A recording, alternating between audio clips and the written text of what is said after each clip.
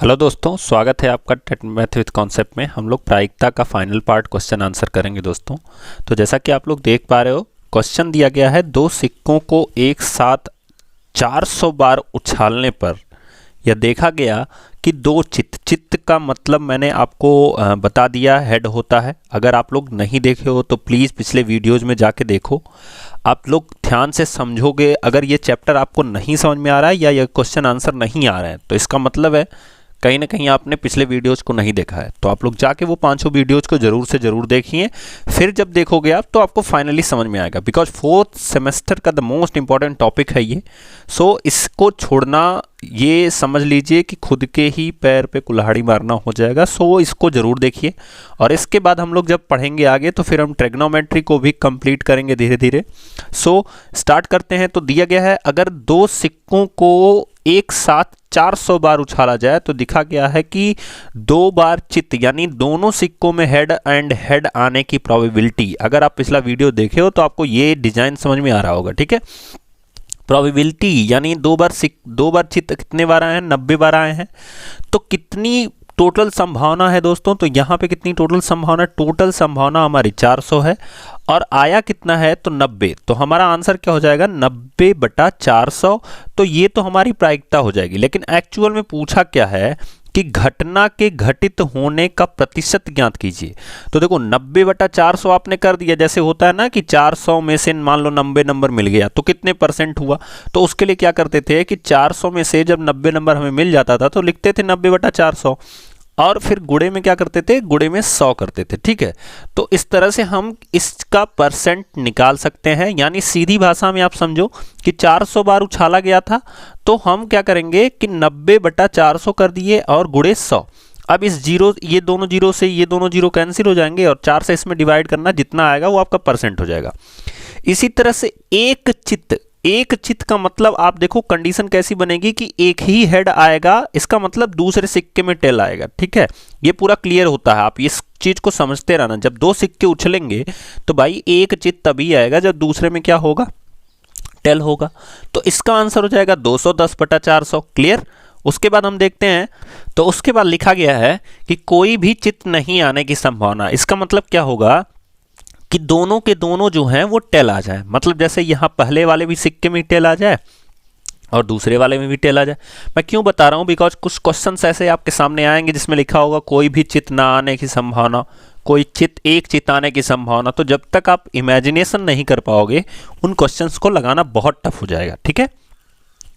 तो देखते हैं, तो यहां पे 100 बार आया है कोई भी चित्त, यानी total head tail he tell आए हैं। और कौन टेल ही टेल कितनी बार आए हैं? तो 100 बार आए हैं। तो 100/400 गुणे 100 करना और आपका परसेंटेज मिल जाएगा। क्लियर।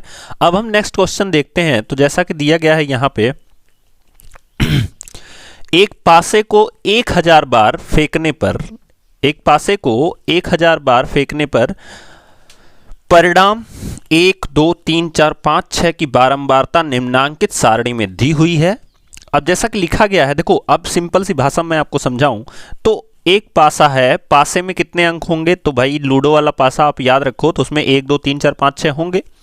अब 1000 बार फेंका गया तो कहा गया है कि जो एक है पासे का वो 180 बार आया है। कितनी बार आया है? 180 बार आया है, ठीक है। तो अगर यहां पे प्रायिकता पूछता तो हम 180/1000 लिख देते। बिकॉज अगर हमसे एक की प्रायिकता पूछता तो हम क्या लिख देते? 180/1000। अगर हमसे दो की प्रायिकता पूछता तो हम 150/1000 लिख देते। क्लियर। इसी तरह से जब आपका 3 के लिए पूछता तो हम 160/1000 लिखेंगे, 4 के लिए पूछेगा 140/1000 लिखेंगे, 5 के लिए पूछेगा 180/1000 लिखेंगे और 6 के लिए पूछेगा 190/1000 लिखेंगे। लेकिन हमसे पूछा क्या है? प्रतिशत। तो अगर हमसे प्रायिकता पूछता तो हम ये चीजें लिखते, ठीक है। और अगर हमसे प्रतिशत पूछ लिया तो इसी में 100 से गुणा करा दो। यानी गुणे में हम क्या लिख देंगे? 100। जैसा कि ऊपर 90/400 गुणे 100 लिखा गया है, इसी तरह से यहां भी हम क्या लिख देंगे? 100 से गुणा करा देंगे तो हमारा क्या निकल जाएगा? परसेंट निकल जाएगा। क्लियर। तो ये था क्वेश्चंस का आंसर। आप लोग इसको करिएगा, आपका आंसर आ जाएगा। नेक्स्ट दिया गया है 13वां नंबर जो क्वेश्चन दिया गया है, लिखा गया है किसी समांगी पासे को उछालने पर 1 2 3 4 किसी समांगी पासे को उछालने पर 1 2 3 4 5 6 में से प्रत्येक के ऊपर आने की संभावना का मापन क्या होगा। देखो संभावना पूछा है, इसका मतलब प्रायिकता हमसे पूछा है, ठीक है। आपसे संभावना पूछे या प्रायिकता पूछे तो याद रखना समांगी पासे का मतलब होता है कि जिसके छह जो कोने हैं वो बराबर हैं, ऐसा नहीं है कि वो उल्टा सीधा है।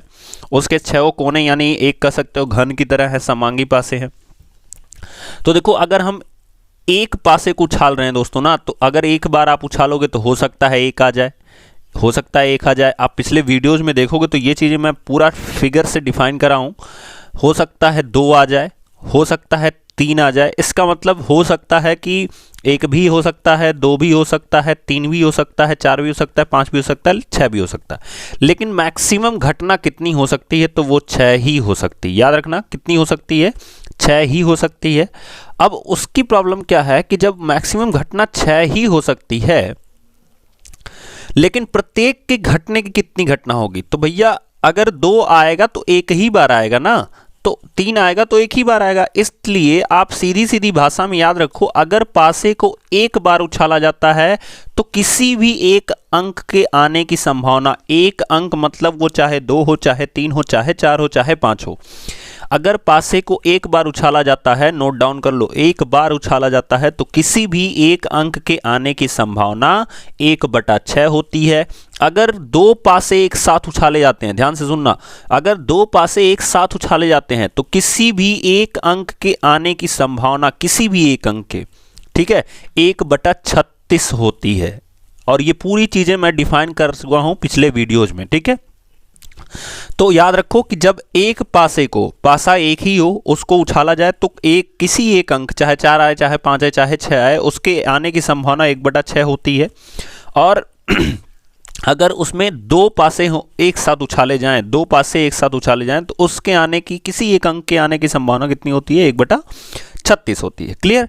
अब हमें दिया गया है 14वां नंबर क्वेश्चन कि प्रत्येक के 4 उत्तर दिए गए हैं, सही उत्तर आपको चुन के लगाने हैं, ठीक है।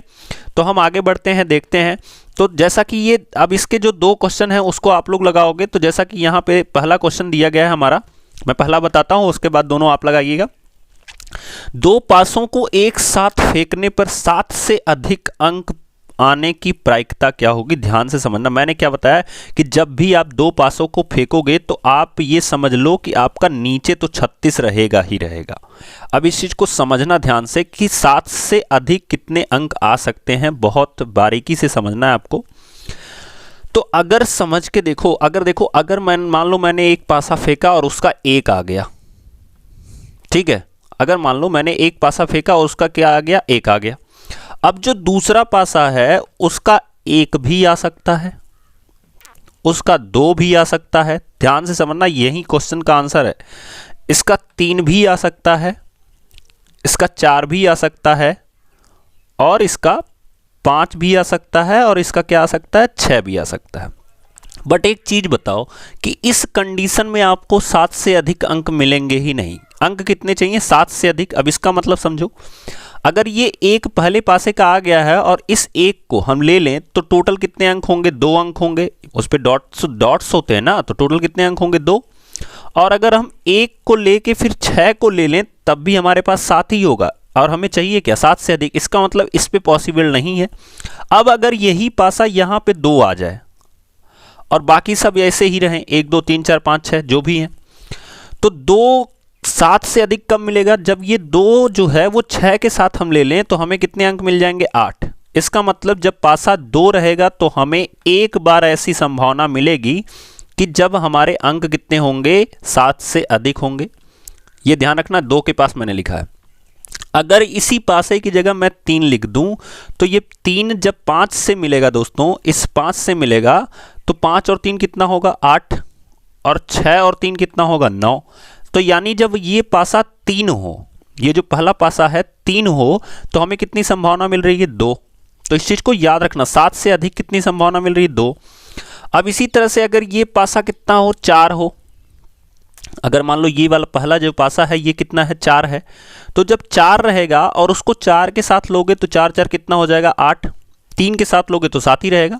सो इसलिए हम 4 के साथ लेंगे तो 4 4 8, फिर 4 5 9, फिर 6 4 10। क्लियर। तो आपको 4 के साथ कितनी संभावना मिल रही है? 3 संभावना मिल रही है। तो आप देख रहे थे कि जब 2 था तो 1 संभावना, 3 था तो 2 संभावना, 4 था तो 3 संभावना, इसी तरह से 5 रहेगा तो कितनी संभावना मिलेगी? 4 संभावना, 6 रहेगा तो कितनी संभावना मिलेगी? 5 संभावना। अब आप टोटल काउंट कर लो कि कितनी बार 7 से अधिक अंक हमें प्राप्त हो सकते हैं।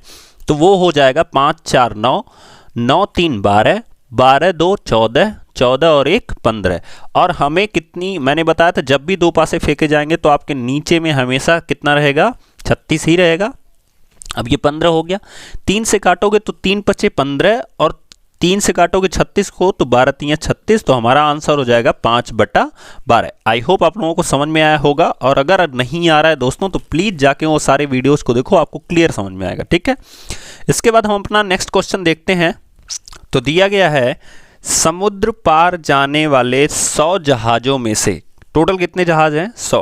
याद रखना, टोटल जरूर याद रखो। ठीक है, 100 जहाज़ों में से 50 क्या हो गए? डूब गए।